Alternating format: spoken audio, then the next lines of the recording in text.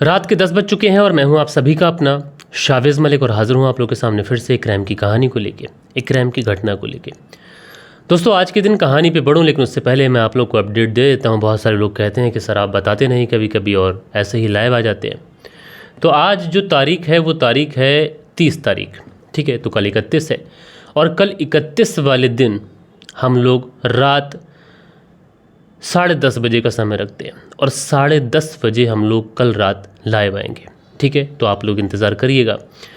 और दोस्तों आज की जो कहानी मैं आप लोग को सुनाने जा रहा हूँ, ये कहानी अजमेर के अंदर होती है, लेकिन अजमेर से दूर उत्तर प्रदेश के शामली में लगभग 500 किलोमीटर दूर एक और मर्डर होता है। लेकिन दोस्तों जिस तरीके का मर्डर अजमेर में हुआ था, उसी तरीके का सेम पैटर्न पर मर्डर उत्तर प्रदेश के शामली में हुआ। लेकिन ये दोनों कहानी इतनी ज़्यादा सिमिलर थी कि जब इन दोनों ही केसों में पुलिस ने खुलासा किया तो यकीनन इस दोनों केसों के अंदर जो सबसे ज़्यादा परेशान थे, जिनकी दुनिया लूट चुकी थी, कत्ल का खंजर उन्हीं दोनों के हाथ में पहुंचता है।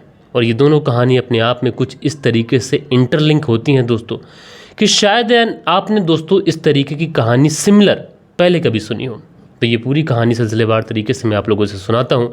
लेकिन आप लोगों से रिक्वेस्ट है, दरख्वास्त है कि अगर आप लोग चैनल पर पहली बार आए हैं तो आप लोग चैनल को सब्सक्राइब करें, बेल आइकन को प्रेस करें, ताकि हमारे चैनल पर जो भी डॉक्यूमेंट्रीज अपलोड होती हैं वो आप लोग समय पर देख सकें। तो चलते हैं सीधा सीधा इस कहानी का रुख करते हैं।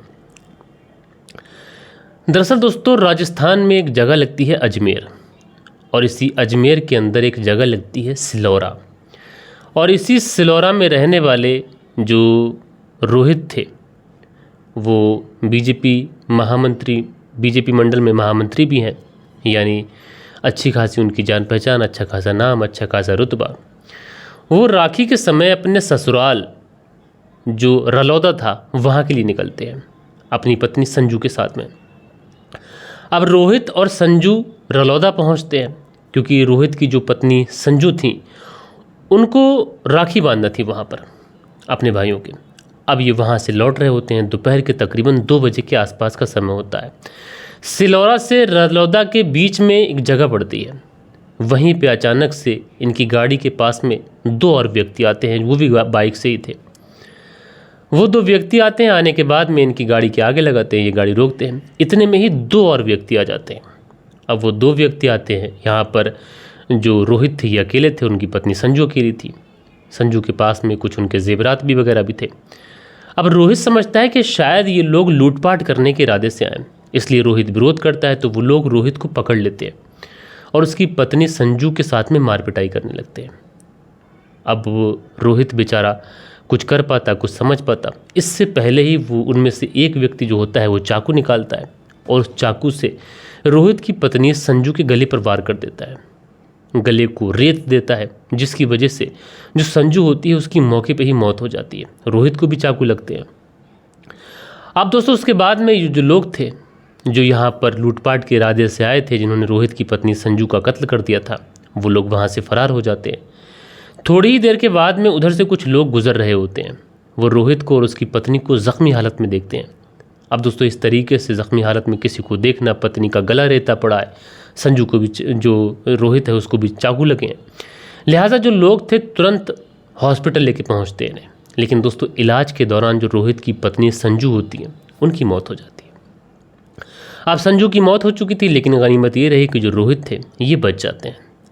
अब दोस्तों जिस समाज से जाते थे उस समाज के सारे लोग इकट्ठा होते हैं। दूसरी तरफ जो आदमी पॉलिटिकल चीज़ों से जुड़ा हुआ है तो फिर उसकी जान पहचान, उसका रसूख, उसका रुतबा।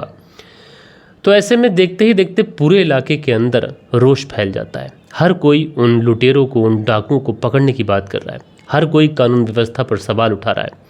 बात पुलिस तक पहुंचती है। पुलिस पहुंचने के बाद में सबसे पहले घटनास्थल पर जाती है, घटनास्थल को देखती है, फिर उसके बाद में इस रोहित से पूछताछ करती है। तो रोहित बताता है कि 4 लोग थे, 2 लोग बाइक से पहले आए और 2 लोग बाद में आए, और उसके बाद में ये सारी चीज़ें हो गई। लेकिन दोस्तों कहीं ना कहीं पुलिस को रोहित की बात पर यकीन नहीं हुआ। वो यकीन यूँ नहीं हुआ कि जो रोहित था वो पुलिस को जो कहानी सुना रहा था, वो कहानी जिस एंगल पर सुना रहा था वो एंगल कहीं ना कहीं पुलिस के समझ में नहीं आ रहा था। क्योंकि रोहित बता रहा था कि लूटपाट करने के इरादे से वो लोग आए थे और उन्होंने मेरी पत्नी की हत्या कर दी। लेकिन अमूमन पुलिस के पास में जितने केसेस पहुंचते हैं उन केसेस में ऐसा देखा जाता है कि अगर लूटपाट की कोई वारदात को अंजाम दिया जाता है तो ऐसे मौके पर पति जो होता है वो लुटेरों का सामना करता है। ऐसे में अगर उसी को कुछ पीड़ा पहुंचती है, उसी को तकलीफ पहुंचती है, उसी का कत्ल हो जाता है या फिर चोट भी उसी पति को लगती है। लेकिन यहाँ पर तो उल्टा हुआ है कि पत्नी का कत्ल हो गया। अच्छा, दूसरी चीज़ जो पुलिस उस घटना स्थल को देखती है तो उस घटना स्थल पर जो जेवरात थे उस संजू के, वो सब मौजूद थे, यानी जो लुटेरे थे वो जेवरात लेकर ही नहीं गए थे। अच्छा, पुलिस ये भी देखने की कोशिश करती है कि यहाँ पर पुलिस के पास में जो क्राइम स्थल है उस स्थल पर जो कुछ चीज़ें थीं, कुछ बाइक्स के टायर्स या फिर जूतों के पैरों के निशान, ये सारी चीज़ें भी मिसमैच हो रही थीं। अच्छा, पुलिस की अलग अलग टीमें अलग अलग तरीके से इस रोहित के साथ में पूछताछ कर रही थी। दूसरी तरफ पुलिस के ऊपर लगातार प्रेशर भी पड़ रहा था। प्रेशर इसलिए पड़ रहा था कि रोहित, मैं आप लोगों को बता चुका, बीजेपी महामंडल का मंत्री। अब ऐसे में प्रॉब्लम ये थी कि पुलिस के पास में कोई सबूत तो था नहीं, लेकिन कहीं ना कहीं पुलिस जब बार बार रोहित से पूछताछ कर रही थी तो जो रोहित था ये पुलिस के सवालों के सामने जो इसके जवाब थे वो लड़खड़ा रहे थे। लिहाजा पुलिस को जो डाउट था वो डाउट तो रोहित के ऊपर हो चुका था, लेकिन सवाल ये था कि रोहित के ऊपर हाथ कैसे डाला जाए। उसके बाद में पुलिस जो थी वो रोहित के मोबाइल की कॉल डिटेल्स, ये सारी चीज़ें निकालती है। लेकिन दोस्तों, जैसे ही रोहित के मोबाइल की कॉल डिटेल्स वगैरह निकाली जाती है तो ये जो केस था पूरा 90 डिग्री तक घूम जाता है। घूमता कैसे है कि रोहित एक लड़की से बहुत ज़्यादा समय से लगातार बातचीत कर रहा है। अब पुलिस ये सारी चीज़ें छानबीन करती है तो पता ये चलता है कि जो वो लड़की है वो रोहित के साथ में प्रेम संबंधों में है। और इस बात का पता कहीं ना कहीं संजू को चल चुका था, रोहित की पत्नी को, और वो इस बात का विरोध किया करती थी। इसीलिए रोहित ने ये फैसला किया कि वो अपनी पत्नी संजू को रास्ते से हटा देगा। इसलिए वो अपनी पत्नी को उसके मायके लेके जाता है। वहाँ से लौटते समय वो अपनी पत्नी का कत्ल कर देता है। बहरहाल दोस्तों, पुलिस ने इस अंधे कत्ल का खुलासा भी किया। रोहित जो पुलिस को गुमराह करने की कोशिश कर रहा था उसकी गुमराही का पर्दाफाश भी किया, और जो सच लोगों से छुपा हुआ था वो सच भी लोगों के सामने आया। तो यहाँ पर आप लोगों ने देखा कि एक पति जो ज़ारों कतार रो रहा है, वो पति जो ये कह रहा है कि उसकी दुनिया लुट चुकी है, वही पति अवैध संबंधों में चलकर अपनी पत्नी का कत्ल कर देता है। अब चलिए दूसरी कहानी बताता हूँ मैं आप लोगों को, और ये दूसरी कहानी है अजमेर से 500 किलोमीटर दूर उत्तर प्रदेश के शामली की।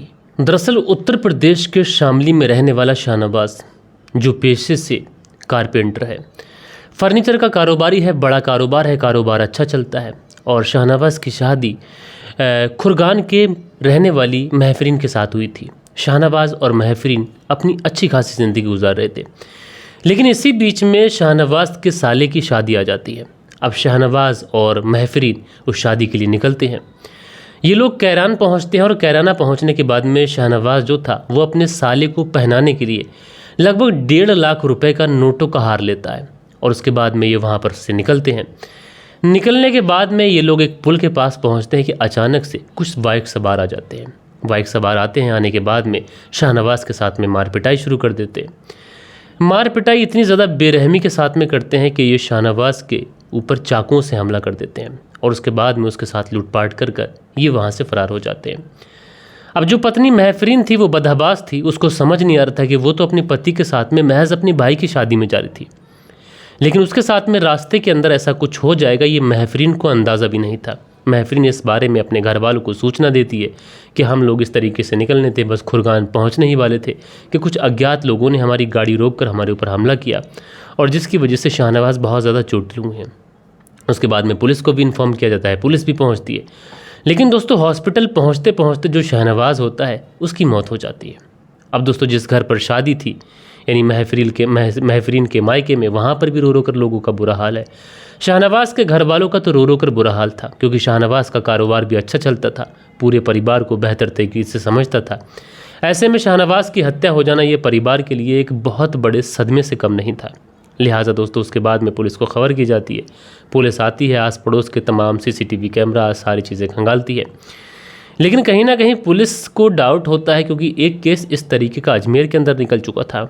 अब यहाँ पर पुलिस जब महफरीन से पूछताछ करती है तो जो महफरीन थी ये पुलिस के किसी भी सवाल का जवाब देने के लिए तैयार नहीं होती है, बल्कि महफरीन तो पुलिस के सामने आने से इनकार कर देती है। अब पुलिस को महफरीन के ऊपर डाउट था, लेकिन ऐसे महफरीन के ऊपर हाथ डाला भी नहीं जा सकता था। इसलिए पुलिस जो थी वो महफरीन के मोबाइल की कॉल डिटेल्स निकालती है। अब दोस्तों पुलिस जब महफरीन के मोबाइल की कॉल डिटेल्स निकालती है तो यहाँ पर पुलिस को कुछ अजीब ही पता चलता है, क्योंकि जिस समय हत्या हुई है उसी समय से थोड़ी देर पहले तक महफरीन किसी से मोबाइल पर बात कर रही थी। अब ये पता किया जाता है कि ये मोबाइल नंबर किसका था, तो पता ये चलता है कि ये महफरीन का खलेरा देवर है जिसका नाम गुलफाम है, उससे बातचीत चल रही थी। अच्छा, इसमें पुलिस को कुछ कोडवर्ड भी मिले कि मंजिल तक हम पहुंचने वाले हैं, और दूसरी तरफ कि बस पुल पार करो उसके बाद मंजिल तक पहुंच जाएंगे। यानी मंजिल तक पहुंचने वाले हैं, यानी अपना काम हो सकता है आज। पुल पार करो यानी पुल पार करते ही हमला कर देना। मंजिल तक पहुंच जाएंगे यानी जो शाहनवाज है वो रास्ते से निकल जाएगा, यानी उसका कत्ल हो जाएगा। अब ये सारी चीज़ें जब पुलिस को पता चलती हैं तो उसके पास में पुलिस जो होती है महफरीन के ऊपर अपना शिकंजा कसती है, और महफरीन से जब सख्ती से पूछताछ करती है तो महफरीन इस कत्ल की बात को कबूल करती है, और वो कहती है कि हाँ, मैंने ही अपने पति शाहनवाज का कत्ल किया है। दरअसल महफरीन बताती है कि उसके ही खलेरे देवर के साथ में नाजायज़ रिश्ते थे। अच्छा, पुलिस ने जब CCTV खंगाली तो वहाँ पर जो गुलफाम था ये अपने कुछ दोस्तों के साथ में बाइक पर आता हुआ भी दिखाई पड़ रहा है, और उसने अपने दोस्तों के साथ मिलकर शाहनवाज की हत्या की साजिश रची। लेकिन जो महफरीन थी ये कोडवर्ड में अपने प्रेमी से बात कर रही थी और उससे हर एक छोटी छोटी जगह की लोकेशन शेयर कर रही थी। पुलिस ने इस केस का भी खुलासा कर दिया। लेकिन जिस तरीके से ये दोनों केस अपने आप में जुड़े, तो दोस्तों यहाँ पर आप लोग देखेंगे कि एक तरफ महफरीन है और दूसरी तरफ रोहित है। रोहित ने अपनी पत्नी का बड़ी ही बेरहमी से कत्ल कर दिया ताकि वो अपनी प्रेमिका से मिल सके, उसके साथ अच्छी ज़िंदगी गुजार सके।